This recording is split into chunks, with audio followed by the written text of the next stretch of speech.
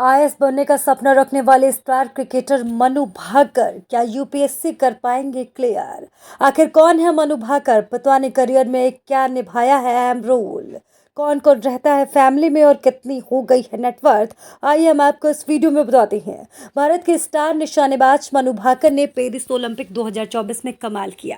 पहले 10 metre air pistol event में bronze medal जीता। इसके बाद उन्होंने सरबजोत सिंह के साथ मिक्स शूटिंग इवेंट में ब्रॉन्ज मेडल जीता। आपको बता दें कि मनु आजाद भारत के लिए एक ओलंपिक में 2 मेडल जीतने वाली पहली भारतीय है। इससे पहले आजाद भारत के लिए कारनामा किसी और भारतीय ने नहीं किया। मनु भाकर ने इतिहास रच दिया। आजाद भारत से पहले 1900 में नॉर्मन प्रिचर्ड के नाम से विदेशी एथलीट ने भारत के लिए 2 सिल्वर मेडल जीते थे। चलिए आपको उनके बारे में थोड़ा और बताते हैं कि आखिर उन्होंने पढ़ाई कहाँ से की है और उनका आगे आईएएस बनने का सपना कब और कैसे पूरा होगा। 22 साल के मनु भाकर ने यूनिवर्सल पब्लिक सेकेंडरी स्कूल से अपनी स्कूलिंग की है। इसके बाद उन्होंने दिल्ली यूनिवर्सिटी के लेडी श्रीराम कॉलेज से पॉलिटिकल साइंस ऑनर्स की। 2021 में ग्रेजुएट हो गई। मनु भाकर टेनिस, स्केटिंग और बॉक्सिंग स्कूल में खेल चुकी हैं। उन्होंने मार्शल आर्ट्स की एक फॉर्म थांग टा में भी भाग लिया, जिसमें उन्होंने नेशनल लेवल पर मेडल भी जीता था। रियो ओलंपिक 2016 के खत्म होने के बाद मनु भाकर का मन बदल गया।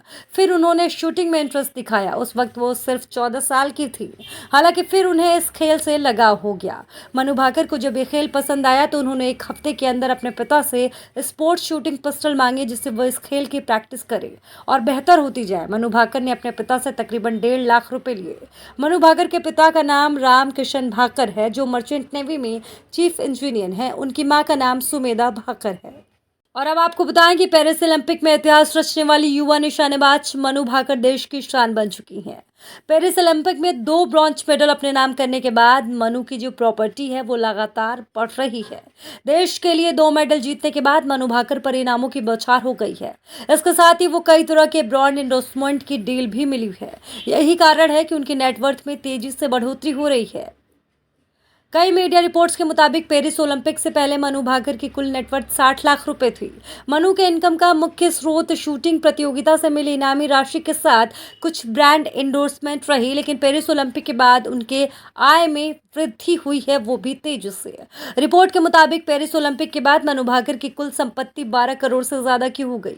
ओलंपिक में 2 ब्रॉन्ज मेडल जीतने के बाद कई तरह के विज्ञापन के प्रस्ताव आए, जिनमें मुख्य रूप से cold drinks brand Thums up.